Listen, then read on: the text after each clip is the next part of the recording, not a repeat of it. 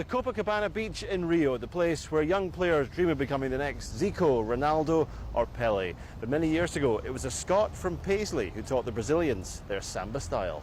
I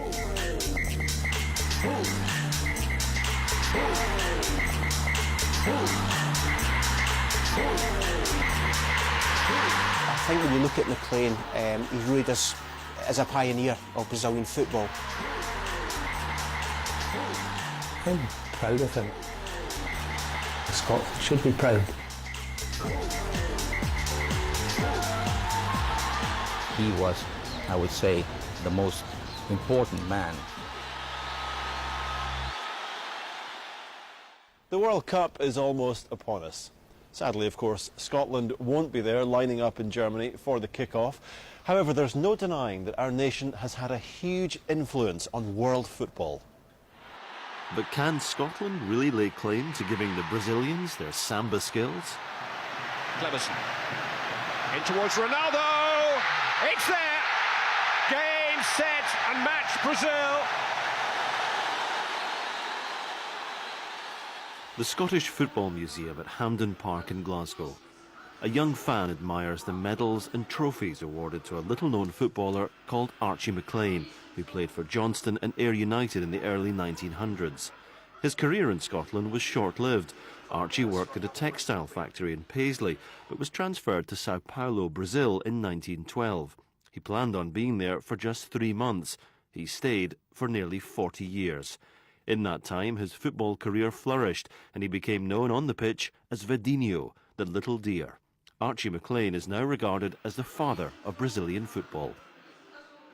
From arriving there, within a few months of that, he set up his own football club, the Scottish Wanderers team, and they play in the local state league, the Sao Paulo State League. Now that's really the same league that Pele's team, the great Santos, would later play in as well. So immediately that's quite an impressive, I think, thing to have happened straight away for him. He was the classic Scottish outside forward. Small, slight in stature, but very, very quick. The Brazilians like to see that. The other thing that's important about McLean as well is the type of game that he brings to Brazil. The classic Scottish short passing game. He teams up with Bill Hopkins, a teammate at the Scottish Wanderers, and the two of them play short passes on the run. Now that to Brazilians would have been an amazing thing to see, and McLean was really the first pioneer, along with his teammates, to play the Scottish short passing game. And that's the interesting thing, the passing game that he brought to Brazil. Well, the Brazilians themselves give it a title, the little chart they call it. Now I imagine by using that term what they mean is that McLean and his teammate, as he played these short passes on the run, were plotting their course, the way a ship plots its course on a chart. And that was something that was very different to Brazilian football, and something that he gave to the Brazilians. And look what happened, you know, within a few years of the short passing game arriving there. Brazil then went on to dominate world football. Archie died in 1971 at the age of 84. The memories of his life and career in Brazil are treasured by his grandson Malcolm. I lived with Archie in Paisley at his home during school holidays, and I got to know Archie really well as a person. But you maybe don't believe this, but Archie was a really modest man, and he never talked, very rarely did he ever talk about his football. He would take me to football matches in Paisley. It had to be St Mirren. He was a St Mirren supporter and I became a St Mirren supporter, and when we were at the games, sitting together would be the only times he would tell me about some of his football experiences in Brazil. After he retired, he only went back to Brazil once, which was in 1964, I think, and he was taken to Pacaembu Stadium in Sao Paulo, and you know, it is documented that he was introduced to the crowd and got a big ovation from the whole crowd, which I think he was pretty thrilled about, you know. And maybe that's when it came home to him that he had achieved something in the past. Malcolm has decided to trace his grandfather's career all the way back to Rio de Janeiro and Sao Paulo in Brazil. But his journey begins in London at the National Records Office in Colindale, an archive which dates back 200 years. This is where Malcolm can begin to research Archie's football career and find out just how he introduced a football style that led to Brazilian stars like Ronaldo entertaining millions. So, Malcolm, you've been digging through the archives. What have you come up with? Well, this is a fascinating discovery for me anyway. It's from the Estado de São Paulo, a big newspaper in Brazil, and it's a team photograph of a team called SC Americano, and the footballers, Paulista footballers going to Argentina is what it's telling us in the headline. And basically what's happening in here is, in the early days of international football in South America, what Brazil did was they took their best club side in the country and sent them off to play as representatives of Brazil. And Archie was in that lineup. So Archie's in this team photograph. The other interesting thing is that Archie's the only non-Brazilian in the team. Obviously I'm thrilled, and I haven't seen this particular photograph before, although I was aware of the team. And I'm going to walk away with a copy of this, and I'm going to keep this forever, you know. So, next stop Brazil, to find out how Archie McLean became the original samba star.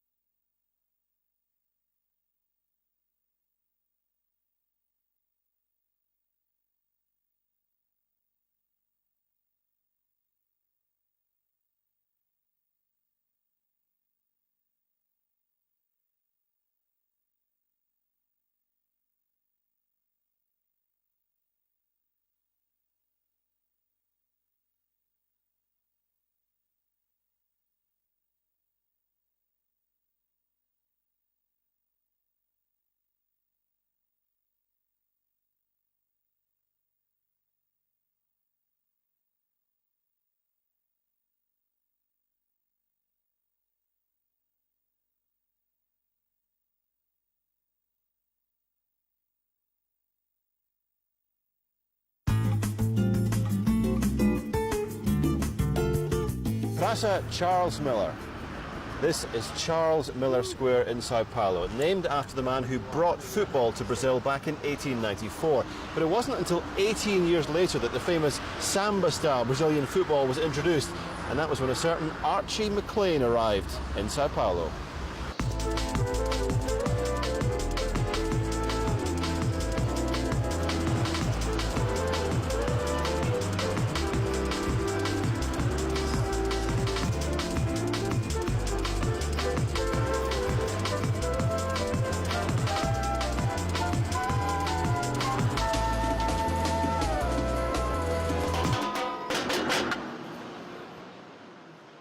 Malcolm's first destination in Sao Paulo is the Ipiranga district of the city, where Archie McLean worked from 1912 at the J&P Coats textile factory. The factory is still in operation today, as is much of the machinery that his grandfather worked on. Archie worked with us some years ago, and we can see the place where he worked. We have here the dyeing process. We have there some machineries for winding threads, so we can show it to you. Along with other expat employees, Archie set up the Scottish Wanderers football team to play in Sao Paulo's Paulista League. Do you think the football that's played here now has been inspired by people like Archie from years ago? I think so because he was a very good player, so we know this, so he inspired a lot of people, of course.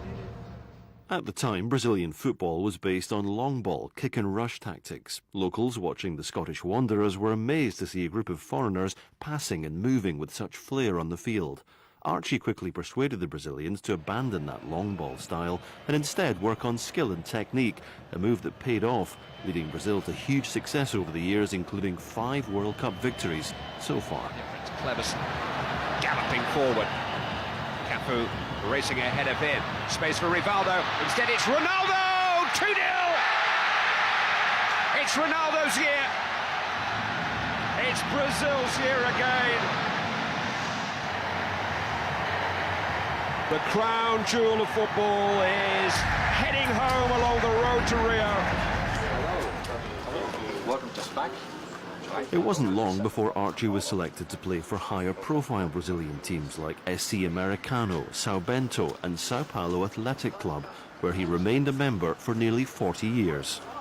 Well, Malcolm, now let me show you some of the historic trophies of SPAC.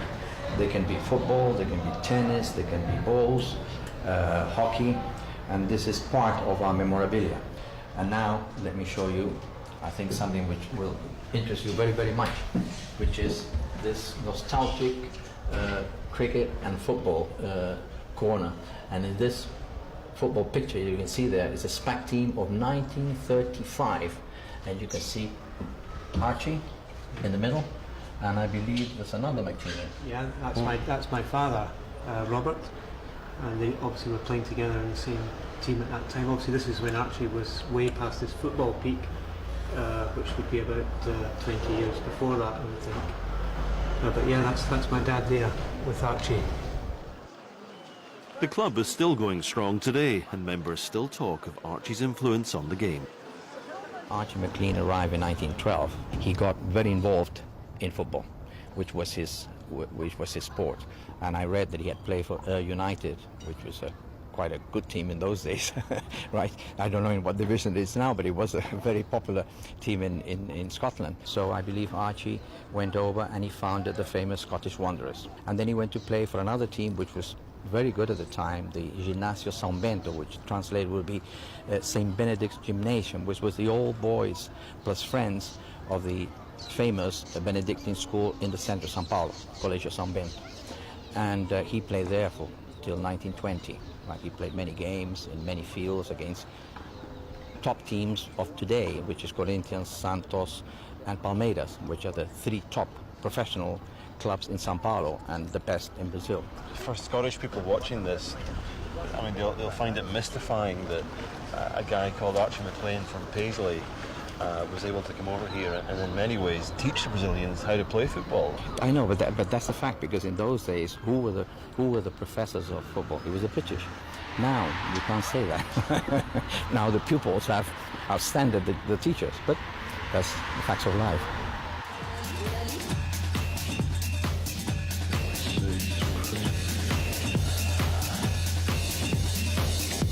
Well, this is 62 Rua Jorge Moreira in the Ipiranga district of Sao Paulo. Now, this is actually the house that Archie McLean lived in when he arrived in Brazil from 1912 right through until 1939. It's pretty amazing that it's all still here. Malcolm's been having a look around. Are you interested in buying it? Well, I would be if I was thinking of staying here, but I don't think so just now. But it's wonderful to see Archie's house where he lived all his time in Brazil, working for Coates. Nice house as well. It's lovely inside as well, and yeah, it's nice to see it in such good condition, and yeah, it's beautiful. Some football historians believe that many of the Brazilian legends we've become so familiar with over the years simply wouldn't have had the chance to shine if not for the influence of Archie McLean. World Cup winner Juninho, now with Sao Paulo side Palmeiras, is one of the few Brazilian players to become a success in British football and knows all too well the influence the Scots had. Gino, why is it you think that over the years, since British people and Scottish people introduced football to Brazil many years ago, over the years Brazilians have just taken over and they're so much better now? Well, I think it's more natural than anything. I think you can see wherever corner you go in the city, you see boys playing football without how do I say, without a great condition that you can find in UK. Do you think a lot of Brazilians would be surprised to hear that of the Scottish influence in the game they love so much? Not really. I think if you can put the both together, I think it'll be better football in the world. So with the fast football from Europe, and together with the technique from South America, I think is the best way to play football.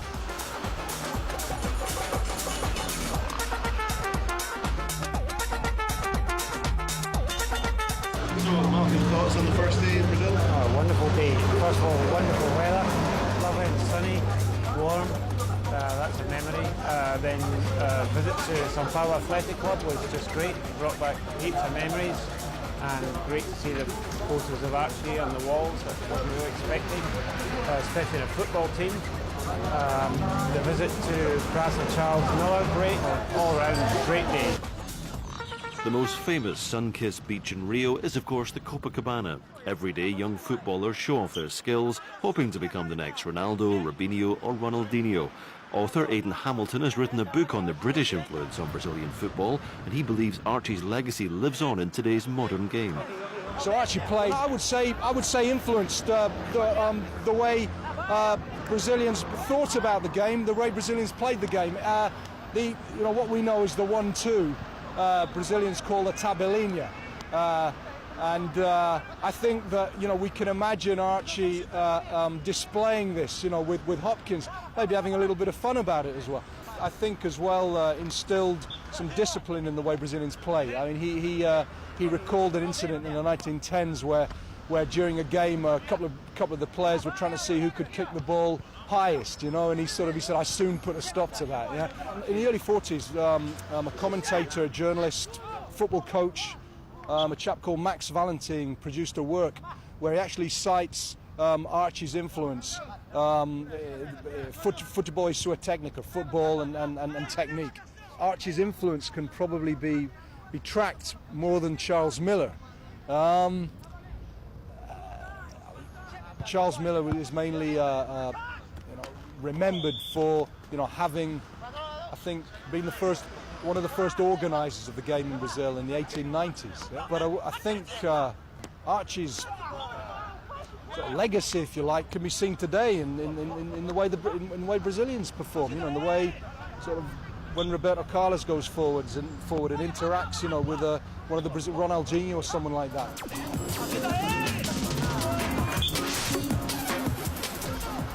This is the Laranjeiras Stadium, home of Fluminense Football Club in Rio, a very important stadium in the career of Archie McLean because he played here and scored a few goals back in 1914, 15 and 16 when he represented Sao Paulo State.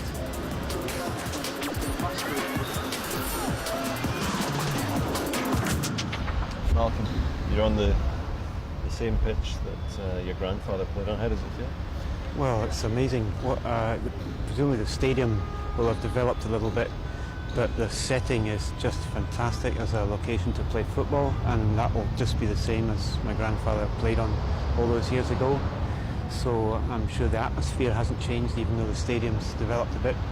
And just to be here after all that time, and where he played probably the most important games of his career, representing São Paulo against the São Paulo State team against the Rio State team in the period 1914, 1916 or thereby, and it feels great, absolutely wonderful. Many pictures of Archie can be found in the Fluminense archive, Flu Memoria, which is a treasure trove of Brazilian football nostalgia from the last century. Curator Luiz Pereira recognises the importance of Archie McLean. McLean foi jogador que teve a sua grande importância, atuou pelo selecionado paulista contra o selecionado carioca e na década de 10 e na época muito importante McLean. This is the menu from the after-match dinner, which all the players have signed, and here in the back we have Archibald McLean, who has signed it, along with all the other players. Okay, next pages. This is another football team, Velodromo in São Paulo. This is Archie McLean, that's Hopkins, it's Friedenreich. More pictures of the same. This is really interesting. I guess this is a programme for a match in 1914. This is McLean. This is his partner, Bill Hopkins. And this is up here is Friedenreich, the famous Brazilian footballer. They all played together in the same forward line. These two on the left-hand side and Friedenreich centre forward. It's pretty amazing to think a lad from Paisley was involved in all this. It's incredible, yeah, absolutely amazing. And also it's amazing that records exist here, but back in Scotland really nobody knows about them. But maybe that might become different. Roberto Assis is well known as one of Brazil's most famous football pundits. Olha, naquele tempo, estou falando da década de 10, começo da história do futebol no Brasil, se dava muita importância ao que se chamava de ala direita e ala esquerda. No caso, McLean pertencia a uma ala esquerda que fazia com Hopkins, o inglês que veio para o Brasil mais ou menos na mesma época de McLean.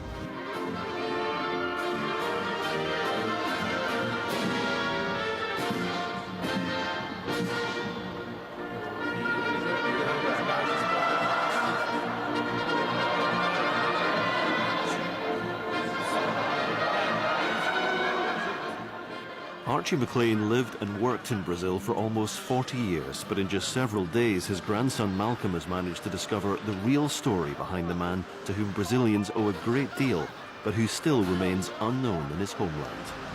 I lived with Archie in the later years of his life in Paisley in Scotland, but the opportunity to come here and visit all the places where he lived and worked and played football, and speak to people who know more about the history of Archie's footballing life in particular than I do, has really expanded my knowledge and the feeling about how it was for Archie in his time in Brazil, both as a worker, as he lived at the club and his social life, and where he played football and how he played football, and the status that he had in the game.